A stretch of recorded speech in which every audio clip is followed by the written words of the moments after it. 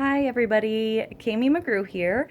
I just want to take this opportunity to tell you a little bit about me, explain my why a little bit, and then tell you a little bit about my personal background and what got me into really portraying my health and fitness journey. So, my why, well, it started out as my family and my kids. And then it kind of morphed into something else. So I started a challenge group. Well, first, let me back up. I turned down signing up for a challenge group 3 times before I actually said yes. And it was at the beginning of the year. After the holiday season, I just felt really horrible. And I saved up my Christmas money that I had got.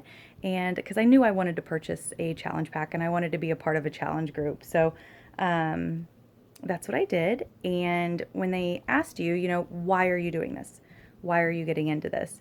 My why was my kids and my husband. I want to be able to take care of them and show them what a healthy lifestyle is. And as I'm trucking along during this challenge group, I came to the realization that my why is really me. Um, and it was really hard for me to come to terms with because as a parent, you never want to put yourself before your kids. You just don't. Because their needs always come before yours, and that's okay. That's just what we're wired to do. So for me to actually, come to terms with me being my why, it was a big step for me. And it's actually very liberating too. It's like, you put yourself out there for so many people and you help so many other people. Sometimes you just have to take the time to help yourself. So, I think I had a little listener at the door. Um, my why is me, and I'm okay with that, and I'm excited about it. And I think, Kelsey had mentioned this in one of her videos that when you're getting ready to fly, the flight attendant goes on and says, when the oxygen masks come down, you help yourself, you put yours on first before you help your neighbor. And as a parent, you're like, oh, no, no, no, I will help my child before I put mine on because that's what I do. I'm super mom and that's what I do. Well, you're no good to your child if you're passed out in the seat next to them. So help yourself.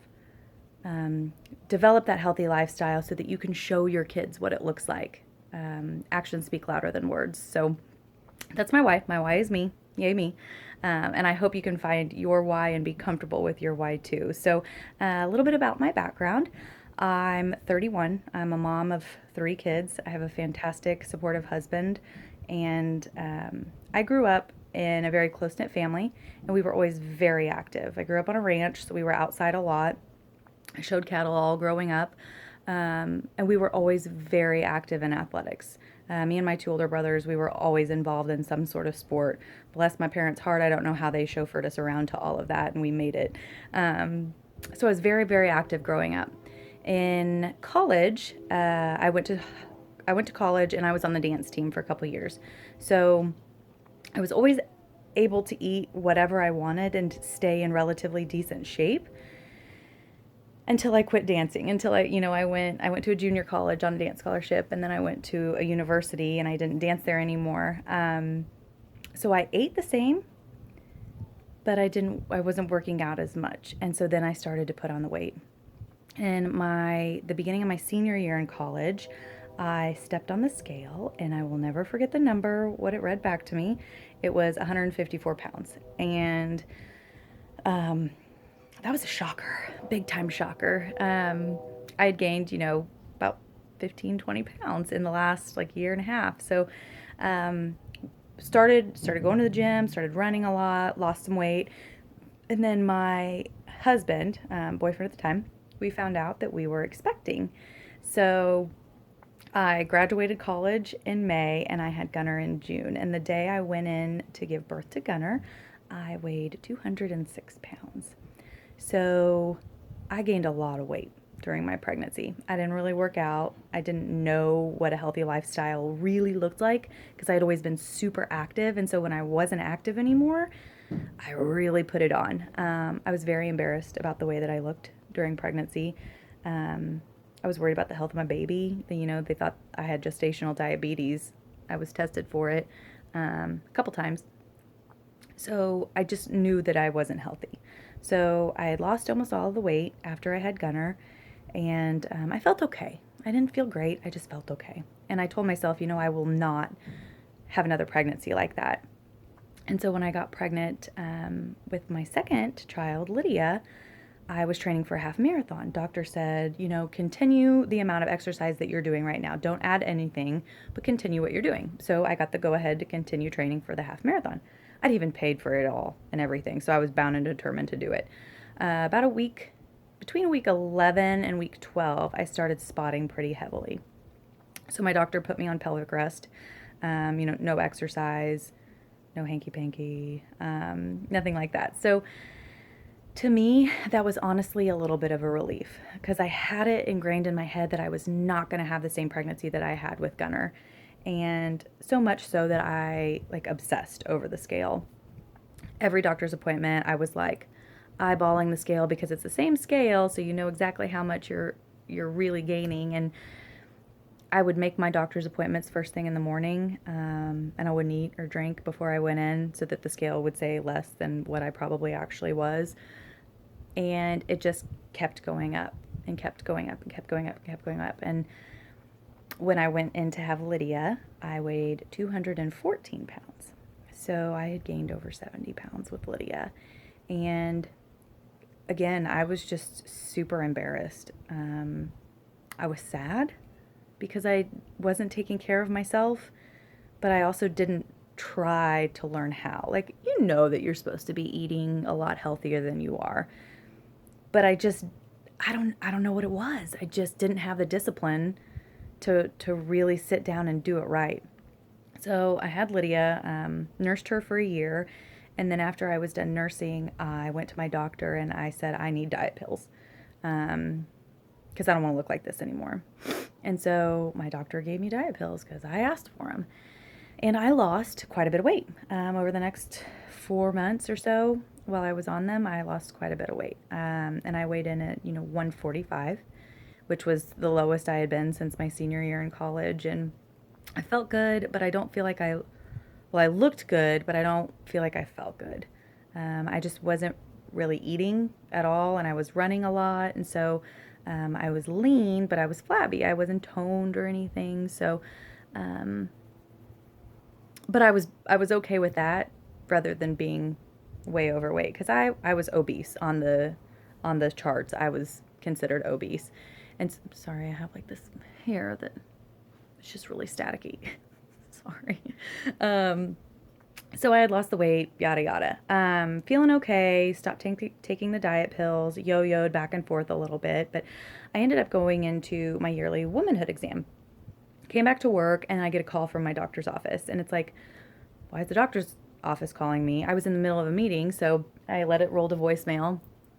Listened to my voicemail after my meeting, and it was my real doctor.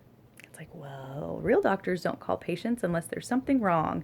So I went in my boss's office and I shut the door and I called her back. She gave me her cell phone number. You better believe I saved that and put it on speed dial just in case.